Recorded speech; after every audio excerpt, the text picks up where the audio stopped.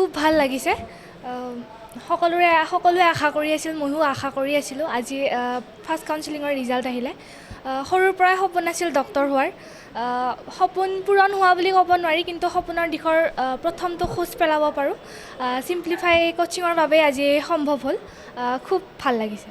বহুত আশাবাদী ফখৰুদ্দিন আলী আহমেদ মেডিকেল কলেজত হয় বৰপেটা মই ভাবোঁ সকলোৰে সপোন থাকে সকলো ল'ৰা ছোৱালীৰে সপোন থাকে সকলোৰে সপোনবোৰ বেলেগ বেলেগ সকলোৱে সৰুৰ পৰাই বেলেগ বেলেগ মই ডক্টৰ হ'ম কোনোবাই ইঞ্জিনিয়াৰ হ'ম বা শিক্ষক হ'ম বুলি সকলোৰে সপোনবোৰ বেলেগ বেলেগ থাকে সকলো সপোন পূৰাবৰ বাবে কষ্ট কৰিবই লাগিব ধৈৰ্য ধৰিব লাগিব এনেকুৱা সময় আহি পৰে য'ত আমি ধৈৰ্য হেৰুৱাই যাওঁ বা কেতিয়াবা বিফল হৈ যাওঁ সেনেকুৱা সময়ত আমি ধৈৰ্য ৰাখি আকৌ নতুন উদ্যমেৰে আগবাঢ়ি যাব লাগিব তেতিয়াই সকলো সফল হ'ব পাৰিব যেতিয়া মঙলদৈত পঢ়ি আছিলোঁ তেতিয়া ইয়াৰ ক্ৰেছ কৰ্চৰ কথা গম পাইছিলোঁ আৰু ক্ৰেছ কৰ্চত অহাৰ পিছত গম পাইছিলোঁ যে নীট দিম বুলি ভাবি থাকিলেই নহ'ব কেনেকৈ পঢ়িব লাগিব সেইবোৰ গম পাব লাগিব ইয়াত অহাৰ পিছতেই সেইবিলাক গম পাইছোঁ তাৰপিছত ডাইৰেক্টৰ ছাৰে বহুত সহায় কৰিছে সকলো ক্ষেত্ৰতে ইয়াত এডমিশ্যন লোৱাৰ পিছত ইয়াৰ শিক্ষাগুৰুসকল খুবেই ভাল বাহিৰৰ সকলো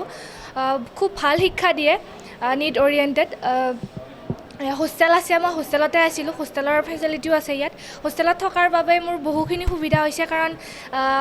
যেতিয়াই কিবা ডাউট আহে সেইবোৰ আৰু ৰৈ থাকিব নালাগে লগে লগে ছাৰসকল গৈ সকলো ক্লিয়াৰ কৰি দিছিলে আমাক ডাউটবোৰ সেইবাবে একো পেণ্ডিং হৈ থকা নাছিলে সেইবাবে বহুত সুবিধা হৈছিলে মই সিম্পলিফাই কোচিঙৰ সকলো যিসকল লোক জড়িত হৈ আছে সকলোকে ধন্যবাদ জ্ঞাপন কৰিম কাৰণ এই কোচিংখনৰ অবিহনে ইয়াৰ শিক্ষাগুৰুসকল ডাইৰেক্টৰ ছাৰ লগতে মোৰ মা দেউতাৰ অবিহনে এই প্ৰথম খোজটো দিয়া এক অসম্ভৱ কথা আছিল মোৰ বাবে